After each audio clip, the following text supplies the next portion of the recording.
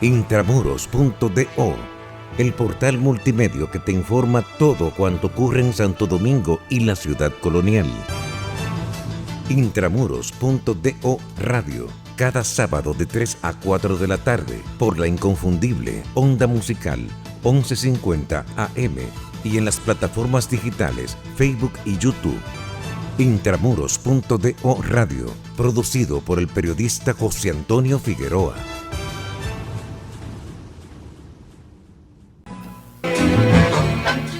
Buenas tardes, amigos.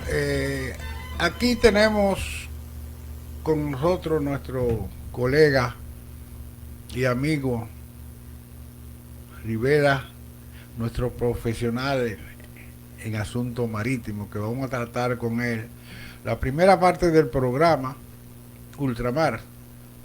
Rivera, en la programación pasada nosotros tratamos en sentido general lo que era o lo que va a ser esta producción de Ultramar, y hicimos un enfoque general de la problemática marítima y comercial de importación y exportación.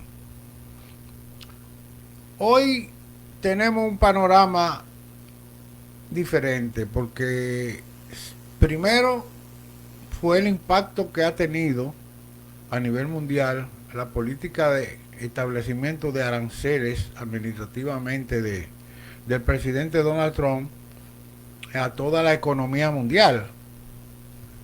Y de repente aparece ahora una nueva estrategia que era de negociar, con excepción de China, porque el enfoque principal de él es hacia el comercio con China.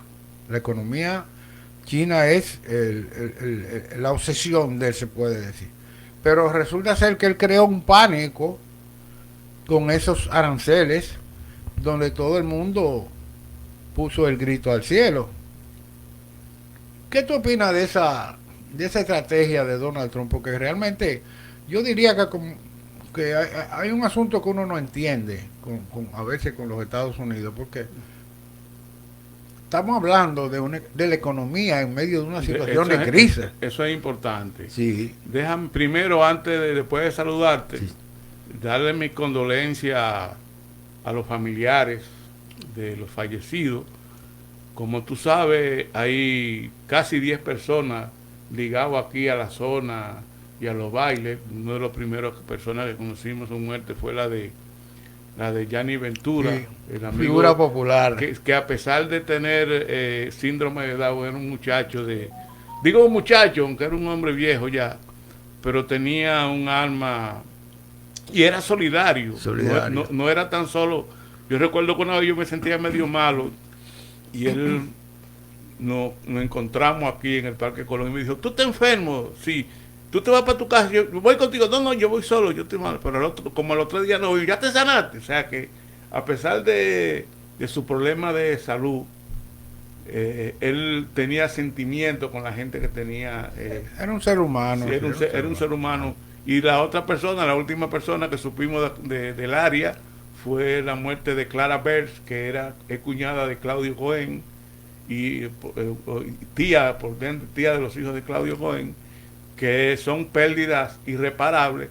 Y no me voy a poner a contar porque realmente es muy doloroso todo lo que está pasando en la nación dominicana, y particularmente la gente que, como yo y como usted, nos gusta el son y nos gusta la fiesta, porque ha sido un golpe que ha recibido el corazón del merengue dominicano, porque ya ese era un baluarte del merengue, fundamentalmente los lunes, que siempre lo mantenía el merengue. Sobre el problema de la guerra de los aranceles. Pero déjame aclararte que no enfocamos el asunto al inicio, porque como vamos a hablar sobre eso con el ingeniero, ahí era que yo pensaba precisamente tratarse.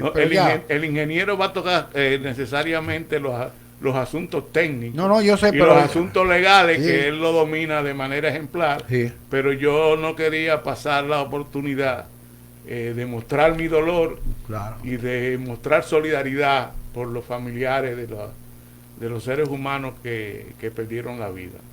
Sobre el problema de los aranceles, es que hay dos tipos de aranceles.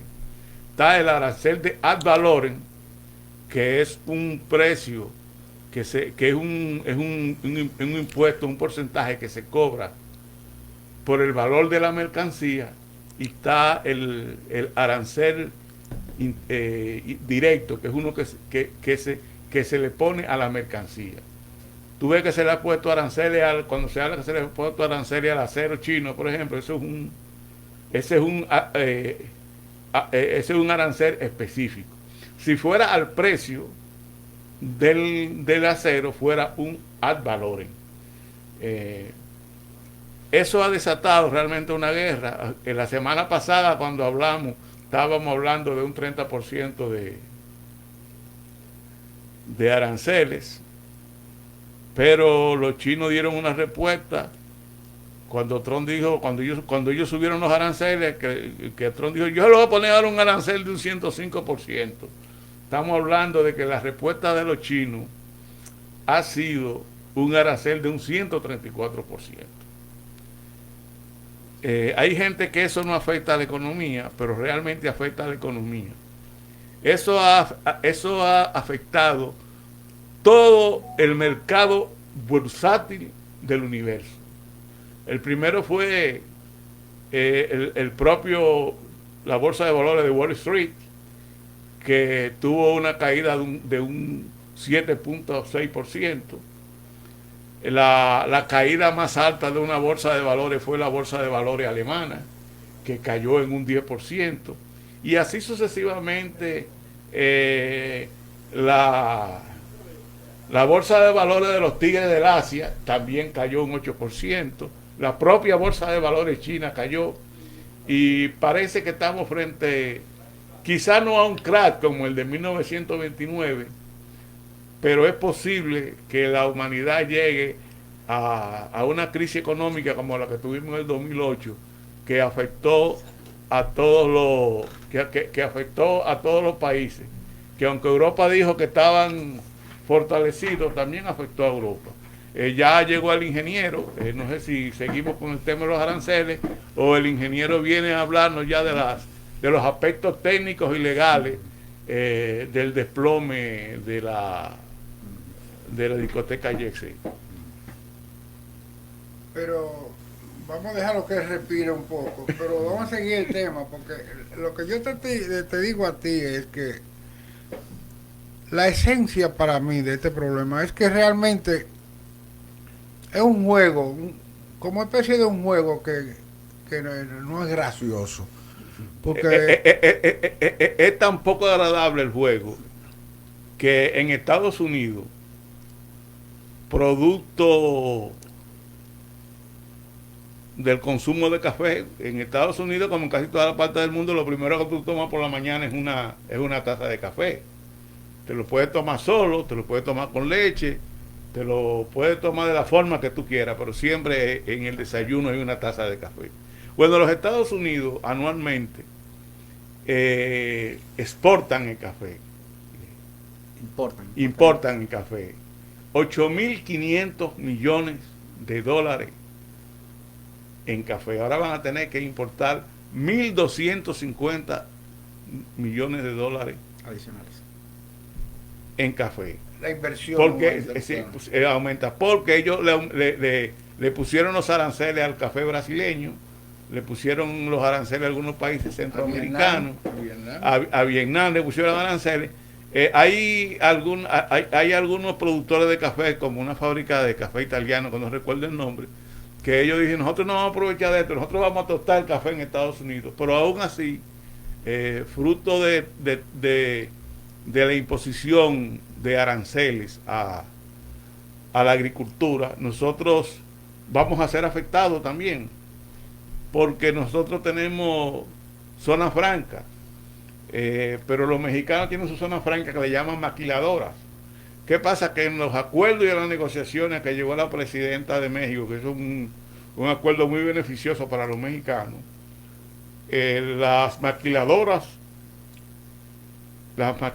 mexicanas van a estar exentas de impuestos. ¿Qué va a suceder con eso? que la zona franca dominicana, que van a tener ahora un arancel de un 10%, no van a ser rentables para ellos ese negocio. Y tú sabes que el capital que se mueve en la zona franca es parte de lo que se llama los llamados capitales golondrinas, que vuelan hacia donde no haya aranceles o hacia donde los aranceles estén más bajos.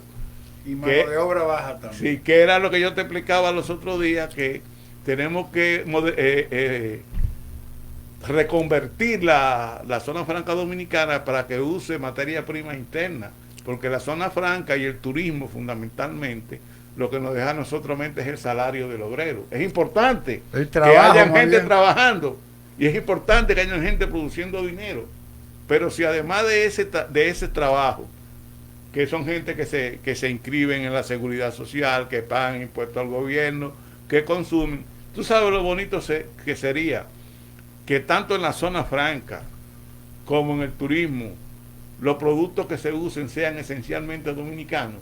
Eso elevaría la calidad del turismo en República Dominicana y además diversificaría la producción dominicana. El turismo en parte eso es uno de los mejores que aporta un gran beneficio porque consume mucho, sobre todo en el área agrícola, el turismo, el mercado turístico aquí, los hoteles consumen mucho aquí. Una ventaja frente a la zona franca. Bueno, vamos a iniciar entonces vamos a interactuar con el ingeniero Fernández. Eduardo, buenas tardes, gracias por venir. Gracias por la invitación. Fíjate, al principio del programa estuvimos estableciendo, el colega Rivera dio el pésame a nombre del programa a todos los familiares y al país sobre esa tragedia. Y nosotros queremos tratar contigo como profesional del área los aspectos técnicos que tienen que ver con ese desplome de esa edificación. Lo digo porque cuando se dio el desplome de la edificación en La Vega, de la Casa Amarilla, ¿no era? Creo que era. Yo sé que era una comercializadora, era una tienda de muebles, pero no recuerdo el nombre ahora mismo. Bueno, en esa tragedia, que fue una cuestión fuerte, yo vi las declaraciones tuyas, la entrevista que te hicieron, y me motivé precisamente para que, como profesional del área, y el amigo Colin también, con el amigo mío de allá de San Pedro, porque él se va los viernes, no pudo venir, que yo quería que vinieran los dos. Pero fíjate, yo te he enviado una serie de comentarios que han habido para que tuviera una cosmovisión y nosotros también de ver todo lo que se ha comentado, porque tú sabes cómo son las redes, aparecen... Entre los colegas también hemos comentado mucho, sí. por los WhatsApp, los grupos, Sí, cuáles pudieran haber sido las sí. causas. Entonces nosotros lo que queremos es que tú edifiques a nuestros televidentes y radioyentes desde el punto de vista profesional y de tu experiencia y tu visión. Si ya ustedes tienen, cuando digo ustedes, tu empresa, la empresa tuya, si ustedes tienen ya más o menos una idea definida que puedan establecer categóricamente o una presunción de lo que realmente provocó, Pudo haber causado. sí, porque se han dicho algunas cosas. Por ejemplo, el ingeniero amigo mío Colin, que es igual que tú, estructuralista, dijo que cuando hubo el incendio, lo primero que debía hacerse era demolerlo, porque cuando los edificios sufren incendios, no, esa estructura ya no tiene. Aparte de que el edificio también fue producto de que era un cine y de un cine la convierten en una discoteca, que no es lo mismo en cuanto a eso, porque el cine lo único que usa es aire acondicionado y punto. Entonces, ¿cuál es la idea que ustedes tienen profesionalmente hablando? Bueno, primero, ¿verdad? Destacar de los profesionales, de los técnicos que se les permitió acceder o se le ha permitido el acceso a los escombros y eso. Obviamente la prioridad toda la semana ha sido, ¿verdad?, el trabajo de rescate para rescatar lo más personas posible, ¿verdad? El único equipo que pudo acercarse ahí fue el de la ONESVIE, la Oficina Nacional de Evaluación Sísmica y Vulnerabilidad Estructural de Edificaciones. ¿Cómo se llama? La ONESVIE, que está a cargo del ingeniero Reyes Madera, Leonardo Reyes Madera, que es uno de los ingenieros estructurales de mayor data del país, una institución que, si bien pequeña, ¿verdad? Con recursos y personal limitado, tiene una alta capacidad técnica para evaluar edificaciones y son lo que usualmente hacen los trabajos cuando se hace algún tipo de denuncia, cuando se sabe de algún tipo de edificio de carácter público que tenga algún tipo de problema, que esté presentando algún tipo de falla estructural, pues ellos son los que usualmente se apersonan. Incluso en edificios privados, yo he trabajado en algunas cosas, modificaciones de edificios ya construidos, donde ellos también se apersonan, se les puede llamar. Obviamente, al ser una institución que tiene personal y recursos limitados, pues no pueden estar, no es como tal una policía de ingeniería que puede, vamos a decir, como se diría popularmente, tirarse a todos los edificios, ¿verdad? Ellos son los que han podido acceder, incluso ya en declaraciones recientes, el ingeniero Reyes Madera dijo que tienen ya en su posesión los escombros necesarios. Había un tema con unos que se llevaron a Santiago, pero ya se van a traer. Y al final vamos a decir que la opinión o el assessment, como dicen los americanos, más preciso en su momento lo tendrán ellos, porque son los que tienen en su poder pues las evidencias físicas. Lo que sí hemos podido ver es algunas fotos, en las diferentes fotos que han ido surgiendo, pues obviamente nosotros como profesionales de ingeniería sí vemos cosas que quizá al público en general se le escapa. Que los profanos no conocen. Claro, o sea, lo que se dedican a otras cosas, porque cada quien, así mismo podemos hablar de quien vea una receta de cocina, va a ver otras cosas que quizá un ingeniero no vea. Obviamente todavía hay mucha suposición, ¿verdad? Mucha teoría. Hay que ver de todo lo que se ha hablado qué será verdad y qué digamos adornamiento, ¿verdad?, de parte de la gente. Lo que sí hemos visto es uno que es evidente, la sobrecarga que tenía el techo. En una de las fotos se puede evidenciar hasta 6 capas de fino de concreto, que el fino es no más que en esos techos planos, para usted poder manejar el tema de los desagües y las aguas, lo que se le echa es una capa de concretos, o sea, de manera tradicional, una capa de concreto simple que se le da una pendiente, tiene un espesor variable a través del techo, y se hace lo que le llaman limatezas y limaollas. Hay un material como gomoso. Sí, la capa impermeabilizante. ¿Eso se pone antes o después del fino? Arriba del fino. Se pone arriba porque es la última capa de protección. Lo que pasa es que es el uso del fino aquí en el país, bueno, del fino no, de la capa impermeabilizante, tiene algunos 20 años. Estamos hablando de un edificio que tiene 60 años. Entonces se nota que durante el periodo de tiempo previo a la implementación de la impermeabilizante con capa que es una capa de un material basado en petróleo, previo a esto, la solución, vamos a decir, primordial con la que se trabajaba el tema de las aguas, por el tema de la filtración que podía tener el techo, que es uno de los grandes problemas que tiene la discoteca. Incluso ya a manera de anécdota personal, aunque yo no lo frecuentaba mucho, las veces que fui, una cosa que uno se daba cuenta era el olor a humedad que había. Que a veces uno se lo achacaba quizá a las alfombras, las cosas, pero definitivamente tenía algo que ver el techo. O sea, era una pelea, era un problema que tenía el establecimiento. Una pregunta. Hablamos de la impermeabilización, claro, que tenía 6 capas. Exactamente. Es un peso. Y hablamos del peso que tenía Claro. Era evidente que esa construcción tenía 52 años. Yo recuerdo... Tenía 52 como discoteca, pero previo a eso tenía más años. Era el cine primero era el cine Portal, y después quebró el cine Portal, y Arturito Rodríguez, que tenía un cine más para acá, que llamaba Lumière, volvió y lo puso ahí. Entonces, cuando 60 o 70 años. Entonces, Porque mire, una noticia que tuve dado buena, que yo no sabía que la masa de esa gomosa solamente tenía 20 años. No, Porque yo recuerdo obviamente cuando- eso se reemplaza, ¿verdad? Cada cierto Sí. tiempo. Lo que yo te digo, porque yo tenía entendido que antes usaba algo que se llamaba sellalo todo, Ujú. que había que ponerle candela, Sí, sí. porque era petróleo, El petróleo, sí. o brea, realmente exacto. brea. Entonces, esta capa nueva que hay Ujú. para impermeabilizar solamente se llama... Lona impermeabilizante, Sí. pero es un proceso muy parecido. También es basado en petróleo, algo muy. Y un una producto muy cosa, se supone que una edificación como esa debe tener seguro.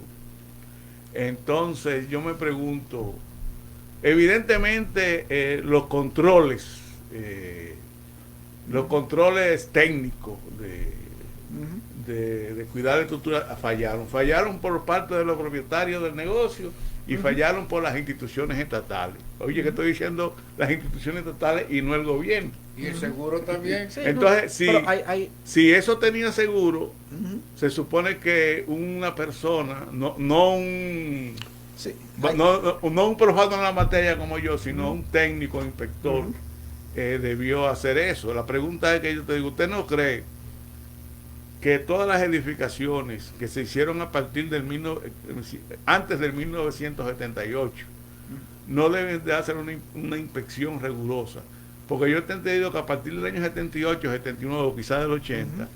aquí se comenzaron a Los primeros implementar códigos. los códigos sísmicos, tanto de Japón como lo de Los Ángeles, California, que son los códigos sísmicos más avanzados que hay ahora mismo en el mundo, porque son dos sitios donde hay. donde más terremotos. Entonces, El de Chile también es una referencia muy importante. Sí, pero, Hablando de países latinoamericanos. pero no sé. según los conocimientos que yo tengo, aquí se comenzaron a utilizar los códigos Los 80. de California y de Japón. Claro. ¿Usted no cree que todas las edificaciones que se construyeron antes de esa fecha hay que hacerle una revisión rigurosa? Y a la que se construyeron después de esa fecha hay que hacerle una revisión a ver si se están cumpliendo los requisitos.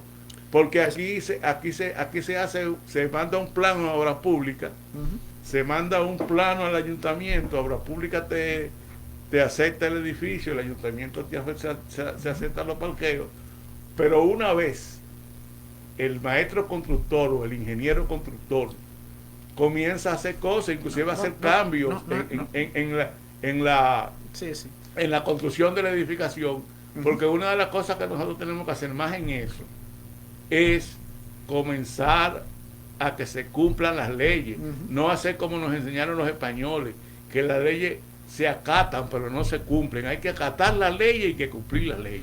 Sobre eso, bueno, ahí vamos a decir, la pregunta es extensa, vamos a hablar por parte. Vámonos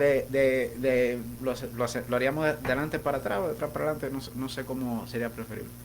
Vamos a decirle por punto. El tema de la normativa, aquí comienza a partir de los 80 a utilizarse la normativa, pero si nos vamos a eso, deberíamos de hacerlo desde mucho más reciente, deberíamos expandir mucho más vamos a decir, la muestra. Aquí en el 2011, a raíz del terremoto de Haití del 2010, se actualizó el código sísmico. Ahora mismo está en vigencia el R001, que es el código de reglamentación para diseño sísmico de edificaciones.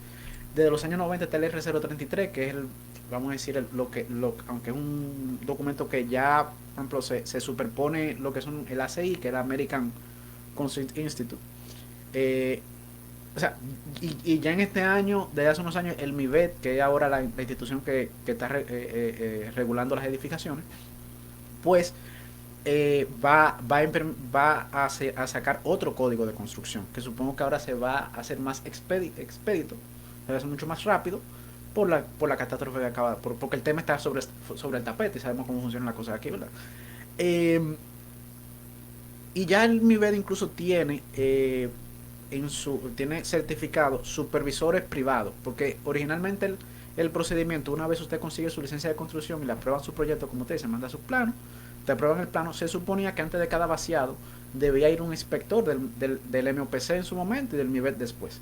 Pero eso te crea un problema de que hay muchas construcciones trabajándose de manera simultánea y el MIBET o el MOPC en su momento tiene una cantidad de personal limitado. Entonces, para expandir eso, se ha hecho ahora un procedimiento de certificar empresas y profesionales como supervisores técnicos privados. Y entonces ya vamos a decir que con las edificaciones O existentes... sea, una subcontratación. Claro, exacto. Tú estás certificado, la empresa te contrata, pero tú llevas, hay incluso una plataforma con el MIBET que tú le vas entregando los informes de tu supervisión al MIBET, y el MIBET entonces te va liberando según tú vas cumpliendo. Y como una auditoría. Como una especie de auditoría. Sí. Ya eso, gracias, ¿verdad? Según los países nos vamos avanzando y las inversiones se van haciendo mayores, pues obviamente esos inversionistas van a pedir más y más controles. Ya pasamos de un país donde usted tenía un terreno, buscaba 3, 4, 5 millones de pesos y subía un edificio. Ya estamos hablando de que aquí en una torre hay 15, 20 personas a través de un fideicomiso de un banco. El banco ya no te da el préstamo si tú no le das su licencia, y no te va desembolsando si tú no le vas mostrando las certificaciones del MIBET de que tú estás cumpliendo con la supervisión expresa. Entonces, vamos a decir que los edificios nuevos, aquellos que se están haciendo con fideicomiso, aunque claramente hay empresas, y claro que hay oportunistas y personas que no hacen las cosas bien, y todo sistema tiene su forma de corromperse. Pero vamos a decir que hay todo un procedimiento que, como usted dice, lo que tiene que cumplirse con las edificaciones nuevas. Ahora, ¿qué pasa con estas edificaciones viejas existentes? A través de la historia del edificio, por ejemplo, del Jet Set, y pudiéramos decir lo mismo de muchos otros edificios, ayer mandaron evacuar el Palacio de Justicia del Distrito Nacional, un edificio del Palacio de Justicia, precisamente, y eso era un edificio que se le había hecho ya una evaluación, y me consta que la evaluación incluso fue difícil de lograr, porque el hormigón tenía muy poca calidad para poder sacar los testigos. El edificio como el del Jet Set, ¿qué pasa? Se hicieron bien para su época, tomando en cuenta las técnicas y la tecnología que se tenía en aquel momento. Entonces, pero era por un cine. Exacto, era por un cine, exacto. Debió hacérsele,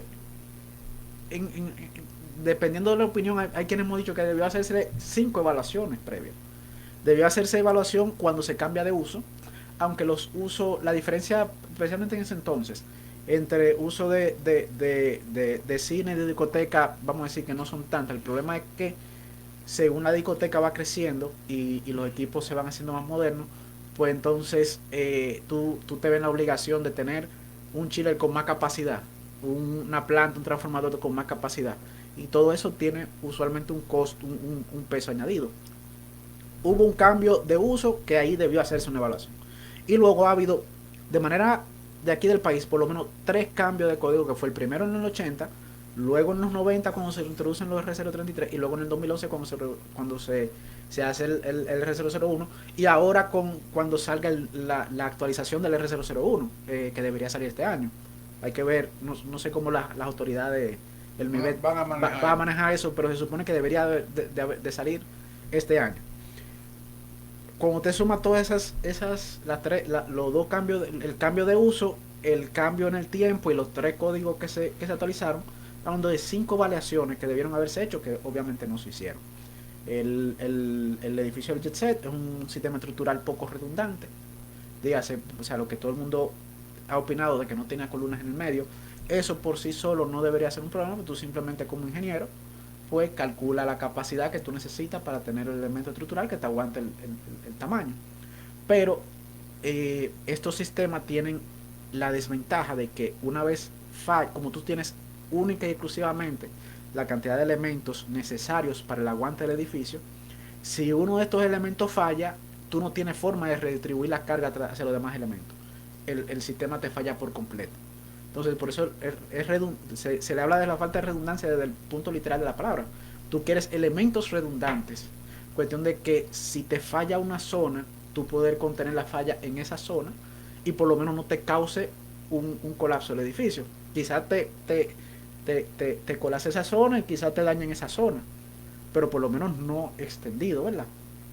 Entonces, en el caso del Jet Set es una estructura poco redundante, que ahora mismo con los códigos vigentes, y se va a extender ahora el nuevo código también, son muy penalizadas. Dígase, las cargas con las que uno tiene que trabajar en esos casos aumentan de manera exponencial. Entonces, ese tipo de cosas quizás en su momento no se tomaran en cuenta. Entonces, ya de por sí tú tienes un edificio que tiene una serie de factores de riesgo, como diríamos. Tú tienes un edificio con un sistema estructural especial, frágil, ¿verdad? Muy penalizado y muy controlado por las normativas, que no se hizo, a lo que no se le hicieron las actualizaciones del lugar.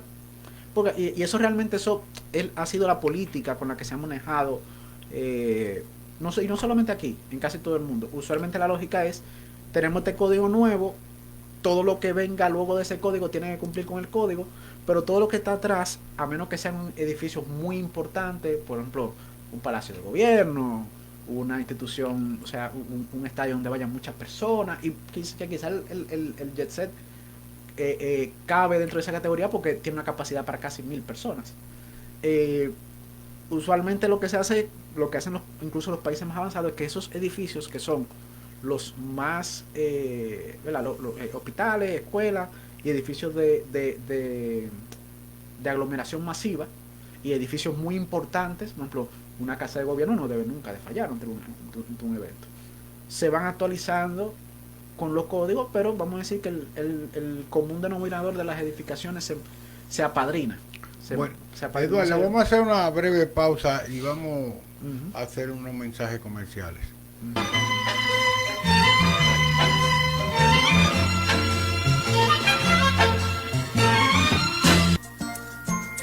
En Figueroa y Asociados S.A. somos promotores de ventas, representantes y agentes comerciales de bienes raíces.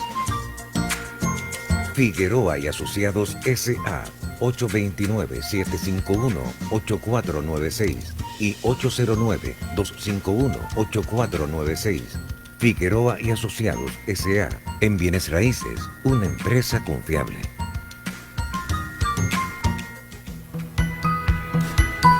Si te frustraste intentando aprender un nuevo idioma, probablemente no fue tu culpa, sino la manera en que intentaron enseñarte. En Learn, Aprende, enseñamos español e inglés de la manera que tu cerebro comprende mejor. Nuestras estrategias y técnicas de aprendizaje de idiomas están basadas en la manera en que el cerebro aprende. Trabajamos tu potencial ayudándote a aprender más rápido y a retener la información para que apliques el conocimiento adquirido en situaciones del mundo real.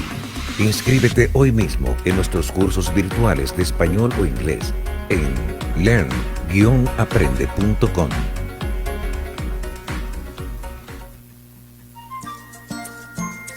En Figueroa y Asociados S.A. somos promotores de ventas, representantes y agentes comerciales de bienes raíces. Figueroa y Asociados S.A. 829-751-8496 y 809-251-8496. Figueroa y Asociados S.A. en bienes raíces, una empresa confiable.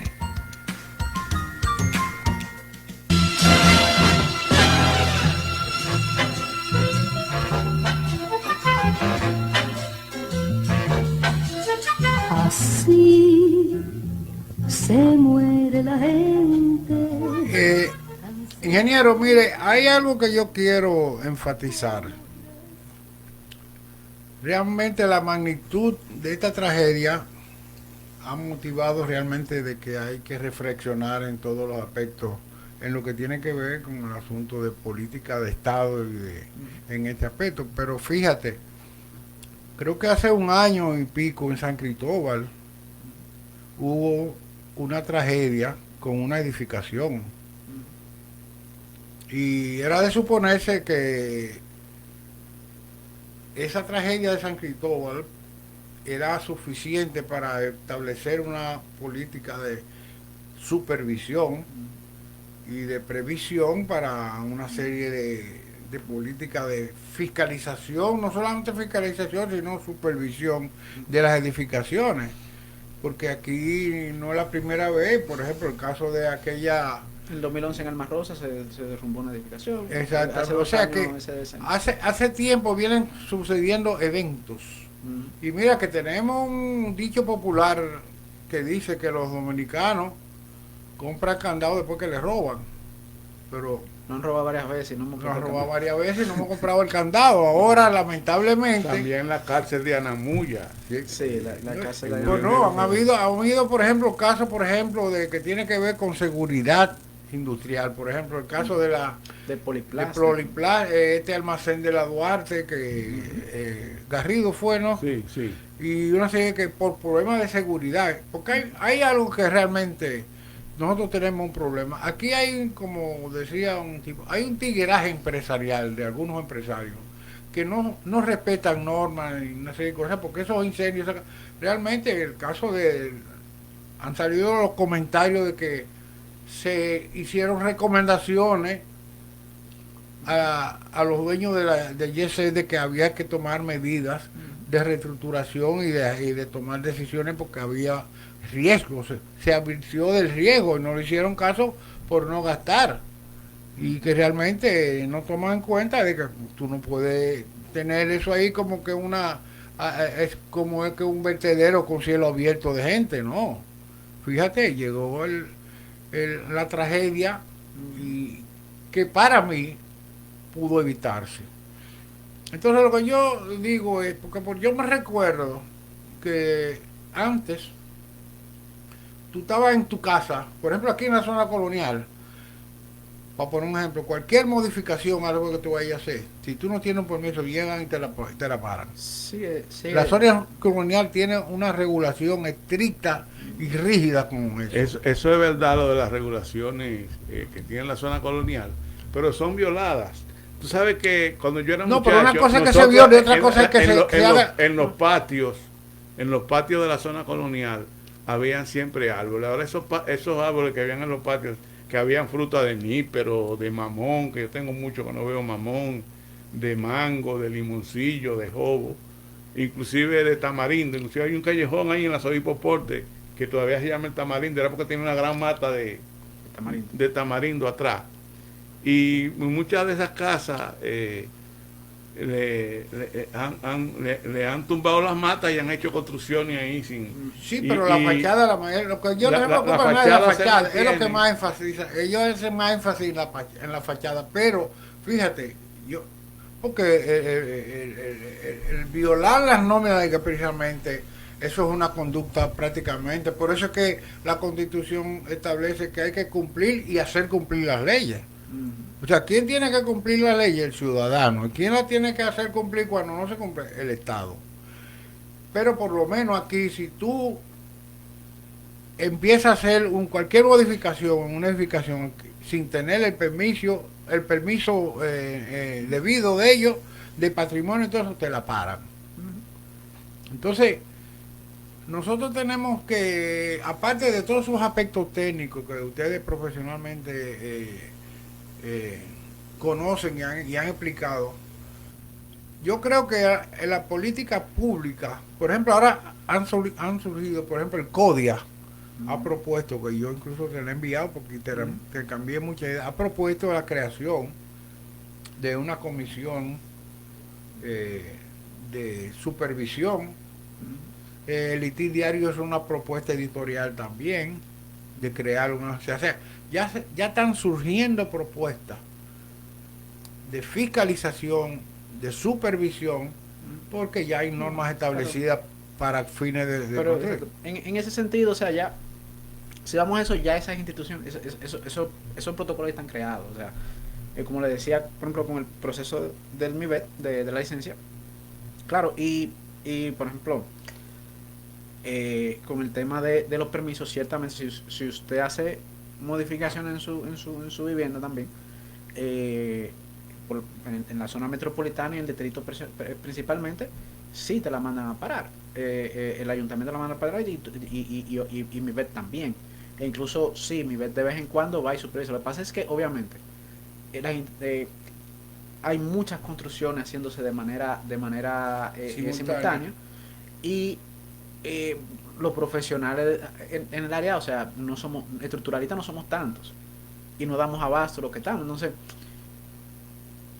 se pueden plantear, crear las comisiones, crear todo eso, pero o sea, se requiere mucho más profesionales para poder hacerlas cumplir, no solamente porque los que están haciendo y estamos haciendo lo más que se puede por trabajar según las normativas y dentro de lo que nosotros de nuestro rango de influencia, que se cumplan las normativas, pero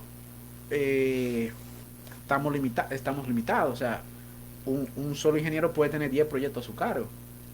Entonces pero si hay quizás 5.000 ingenieros activos, como muchos podrán estar detrás de 50.000 construcciones, cuando hay quizás 500 de manera cosa. Obviamente.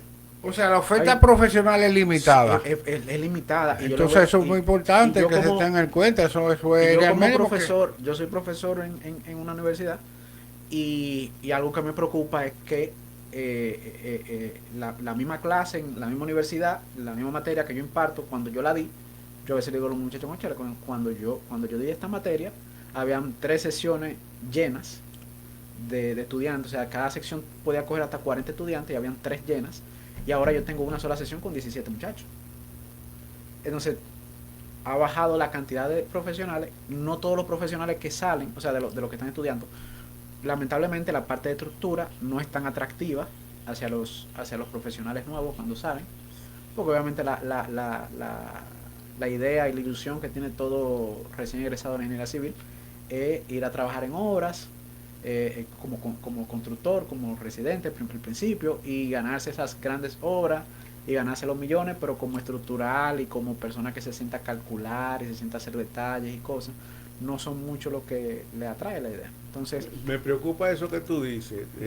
Tú dices que hay pocos ingenieros estructuralistas. Hay poco. Ingenieros calculistas, ¿hay suficiente o hace falta? Usualmente son relacionados. Lo que pasa es que el término calculista, hay a quienes dicen estructurista, no es por lo menos entre nosotros el que más nos gusta, un tema de preferencia, es ingeniero estructural o estructuralista.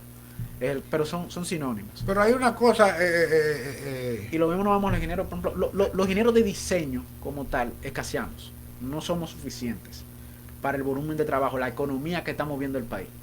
O sea, la industria de la construcción es activísima. Exacto, la industria de la construcción es el motor de la economía nacional. ¿Por qué? Porque mueve una cantidad de profesionales increíble. Para hacer una construcción tiene que buscar arquitectos y por lo menos 3 ingenieros, por lo menos uno que sepa de agua, por lo menos uno que sepa de electricidad y uno que sepa de infraestructura, de estructura. No, y el abanico empresarial que le rodea, ¿no? desde la varilla inicial hasta la pintura final. Hay que saber hay que saber por eso es que es la clave de los operarios, toda la mano, tanto la extranjera, que es otro tema, como nacional, todas las empresas suplidoras, ebanistería, albañilería. Por eso, históricamente, cuando ha habido crisis económica en todos los países del mundo, uno de los grandes motores siempre para la construcción. Eso viene de la Gran Depresión.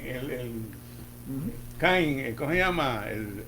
El que creó la tesis cuando la crisis del 29, Keynes, que creó la tesis que había que poner a una persona hacer un hoyo por la mañana. Ajá, y a otro a llenarlo. Y a otro a taparlo en la tarde. ¿Y para qué no? Para que hayan dos gente tienen trabajo. Ya tú tienes 2 personas trabajando. No, es que ese es el que mueve la economía. El Empire State, el edificio icónico de la ciudad de Nueva York, se empezó durante la recesión del 29. Precisamente como un plan de poner a la gente a trabajar, porque había mano de obra disponible, ociosa, pues no había trabajo.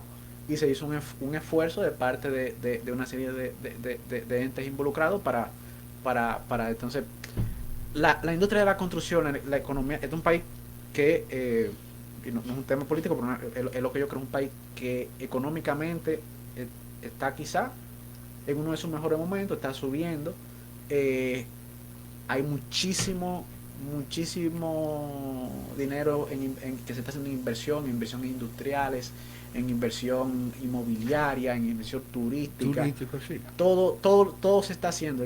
Hay un abanico de oportunidades y no habemos suficientes profesionales para caerle atrás. Los proyectos están atrasados todos porque todo el mundo está esperando que te aprueben en el MIBE, que fulano termine, ve si tú lo puedes hacer porque fulano no puede terminarlo, pasando, entonces no daríamos No, abasto. yo lo sé, porque el Siendo ingeniero real. Colin, amigo mío, no da abasto. Exacto, no damos Pero abasto. oye, Entonces, oye algo, Eduardo, que pero tomando en cuenta eso ahí que es que tú voy, dices, exacto. Entonces, ahí es que voy con el tema de que quizás es algo muy utópico y que no debería ser el tema, pero ahí es que hablamos entonces de la responsabilidad personal que tiene cada persona, la conciencia que tiene que sí, tener el ser humano. exacto. Si usted sabe que su edificación, especialmente cuando son edificaciones comerciales, el problema a veces con las edificaciones comerciales es que como generan un gran volumen de personas, ¿verdad? Son muy importantes porque si pasa algo en una edificación comercial, mueren más personas que quizás que en una casa donde quizás hay una sola familia, 2 o 3 personas. Pensar en la gente, pensar Claro. en la gente. Y se conjuga que en ese momento donde esa edificación es más importante, el dueño de esa edificación muchas veces no está. Pero Entonces, fíjate, se da mucho eso en que hay gente que entiende que porque no está dentro de su local, pues no le da el mismo nivel de seguimiento.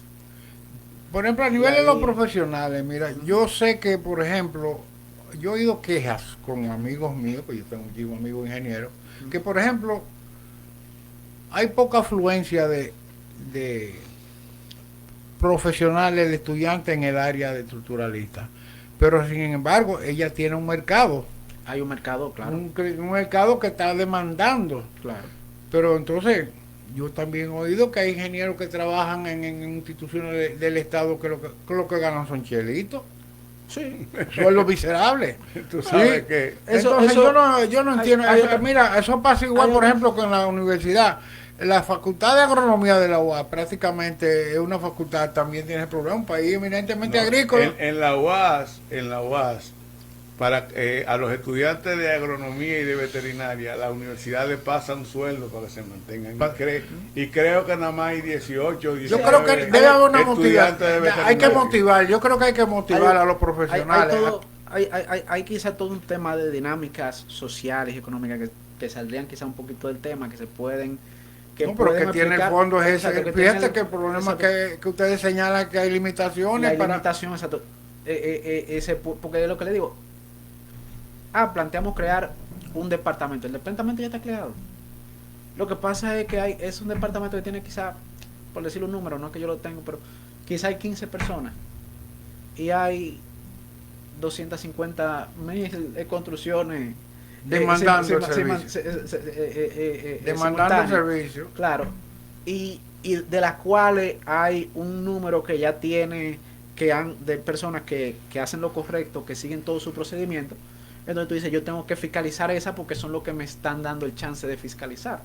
Entonces, donde está el riesgo es en aquellas edificaciones, especialmente, aunque no es el caso del Jet Set, porque el Jet Set sí está en la zona urbana, especialmente esas edificaciones, las que más me preocupan en el caso de un evento sísmico son aquellas que están fuera de las zonas urbanas, especialmente en zonas montañosas, en zonas de bajos recursos, donde las personas, donde hay personas que incluso que los llamados vulnerables. Exacto, las zonas vulnerables, porque incluso dentro del grupo de, vamos a decir, hay personas que aunque quizás no pasen por todo el proceso burocrático de ir a las instituciones, digamos que porque son personas de recursos, como quiera contratan a los profesionales y tienen edificaciones, vamos a decir, relativamente seguras porque son personas que quieren resguardarse.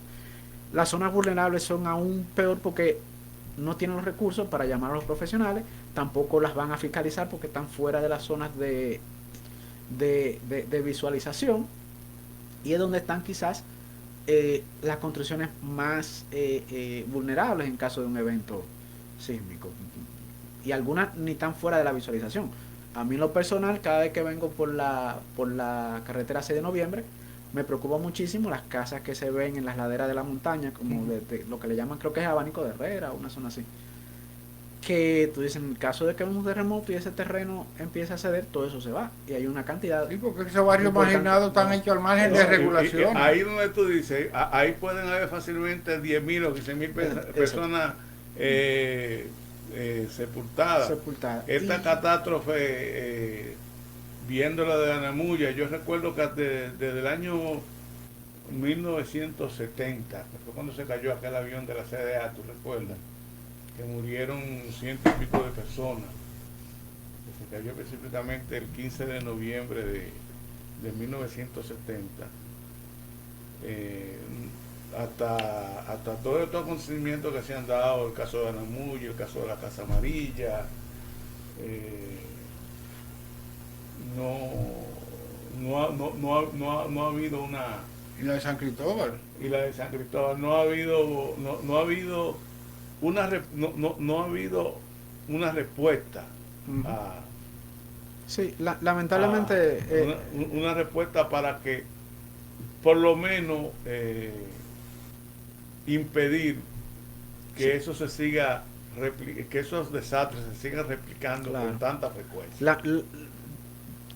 Por un lado por suerte y por otro lado lamentable porque terminen en esta quizá culminen en un hecho como este. Los anteriores casos de desplome de edificios habían pasado o sin víctimas o con muy poca víctima. En el de La Vega creo que fue una persona que murió y personas de bajos recursos. Pero en la cárcel de Anamuya también murieron 100 y pico de personas. Exacto, murieron 100 y pico de personas. Lo superaron porque son 200 y pico. Exacto. Y creo que se han muerto 2 personas después de los 221. Exacto, exacto. Creo que vamos por 222, fue el último número que vi. Pero vamos a decir, el de Anamuya era una zona también que quizá, y siendo real, ¿verdad? Quizá no es un comentario correcto, pero estaba en una zona fuera de los centros urbanos y vamos a decir involucraba a personas recluidos de libertad, personas, ¿verdad? Restringido de libertad, privado de libertad. En este caso es algo que toca sensibilidades. Pues de manera anecdótica, yo tengo un empleado que perdió 2 vecinos y entre los 2 dejaron 3 niñas huérfanas. Conozco una profesora que entre los diferentes centros que tiene 11 huérfanos. Nosotros hablábamos, cuando comenzó el programa, de que aquí entre la gente que se mueve entre nosotros, que va a los sitios de diversiones por aquí, sí. Hay algunas 10 personas, como dice la gente del pueblo, sin contarlo. Sin contarlo, sí. Y puede que aparezcan más. Exacto. No, eso salpicó a todo el mundo. Salpicó a todos. Un vecino nuestro murió allá en la tercera planta en el malecón y dejó 2 niñas en la yo fui al Jet Set no hace ni 4 meses, un cumpleaños de un cuñado, del hermano de mi esposa. Y ha tocado esa fibra, todo el con el que tú hablas, dice, coño, yo pude haber estado ahí. Eso me pudo haber pasado a mí. Eso dijo Mariotti. Yo pude haber estado, claro. Entonces, hay todo un costo. Entonces, es lamentable, pero ojalá sea parte de lo que ayude, ¿verdad?, a cambiar, a crear conciencia. Sí, pero la clave fue el dato que tú diste es el más importante de todo para poder darle solución y trazarse un plan estratégico de supervisión que es motivar de que el ejercicio profesional estructuralista motivar a que los profesionales se integren, los estudiantes se integren más. Y yo le voy a decir algo que ojalá algún estudiante lo escuche. Ahora mismo hay mucho mercado y se está pagando bien. Los sueldos tenían casi 20 años frisados. En los últimos años se desfizaron todo. Tiene demanda. Hay una demanda, se está pagando bien, hay mucho trabajo, hay mucha forma y el que está capacitado no le va a faltar trabajo. Y no le va a faltar trabajo, tampoco no le aseguro que lo oye privado en la villa en casa de campo. Pero sí una buena fuente de ingresos para vivir una vida cómoda. Porque el que se hace profesional es para ejercer su profesión. Exacto. Pero ahora, ¿a dónde está la ventaja del mercado de profesional? Porque hay muchísimos abogados que se hacen abogados y tienen el título guindado y tienen que dedicarse a otra actividad porque no tienen, querían ser abogados pero para nada, pero no, esto es un mercado laboral que hay profesional. Claro, y también cabe destacar que es una profesión, un área, una especialización que tampoco es fácil capacitarse, o sea, siendo justo también. Tiene su nivel, tiene su complejidad, la vertiente dedicarse al cálculo estructural es algo que conlleva una gran responsabilidad Y conlleva capacidad. un compromiso fuerte, porque tú tienes que estar constantemente y capacitándote, tienes que capacitarte y luego seguir capacitándote, porque las normativas y las investigaciones van cambiando día a día. Una de las cosas importantes que siempre hay que hacer, por eso que yo siempre digo, hay que construir bien siempre, porque cuando todavía, uno de los peligros que hay es que todavía aquellas costumbres y aquellas suposiciones que se toman como buenas prácticas de la construcción, eh, pudiera darse el caso que algunas cosas de esas pueden estar erradas. Entonces, una de las cosas que, por ejemplo, en el caso del terremoto de Haití, yo siempre voy a lamentar es que fallaron cosas que se sabía tanto que eso iba a fallar, que no se aprendió nada nuevo. Y una de las cosas importantes es, cada vez que pasa un sismo, cada vez que pasa un evento, van los ingenieros a chequear, no solamente para establecer responsabilidades, a veces ni siquiera de parte del técnico, esa ni siquiera es la prioridad, es para saber cuál fue el mecanismo de falla, para poder saber, aquí hubo algo que se sabía claramente que estaba mal y por ende cayó, o esto se hizo según lo que todos hubiésemos podido impresionar bien, y resultó luego que eso que entendíamos que estaba bien, no está bien. Y entonces eso implica un cambio en normativa, que implica un cambio en costumbres y en prácticas de construcción. Por algo que ha cambiado desde mitad del siglo pasado ahora, la cantidad de estribos que se ponen por elemento. Antes se usaba una cantidad, ahora se usa mucho más. Y todavía cuando hay duda dice ponle más, porque nos hemos dado cuenta que es un mecanismo de falla muy importante. Entonces, por eso siempre hay que hacer la cosa bien, para que aún aquellas cosas que después resulte que no estaban tan bien, poder aprender de eso y poder ir cambiando e ir evolucionando cada vez más. Pero si hacemos cosas que sabemos que ya están mal, cuando pasa un problema no aprendemos nada.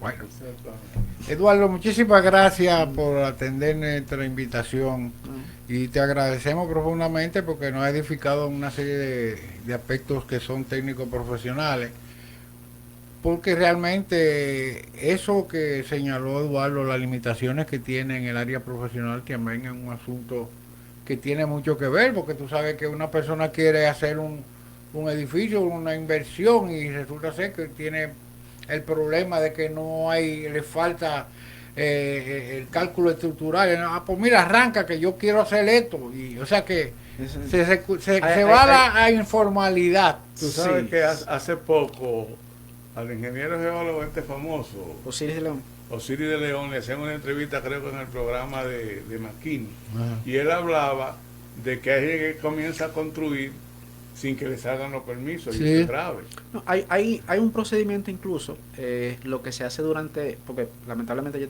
yo he tenido que a veces manejar eso con los clientes.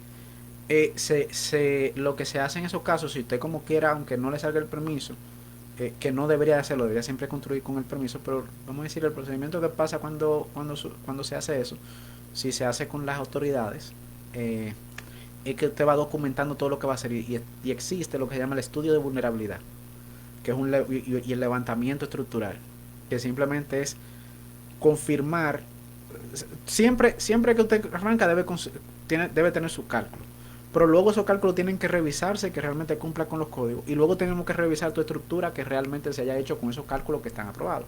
Entonces, si se lleva un procedimiento de documentación durante todo el proceso de la construcción, que incluso hay profesionales que también están certificados dentro del MIBET también para eso, si es posible uno poder ir documentando y luego poder justificar todo lo que se va haciendo, y que entonces al final la construcción quede tal como según los reglamentos.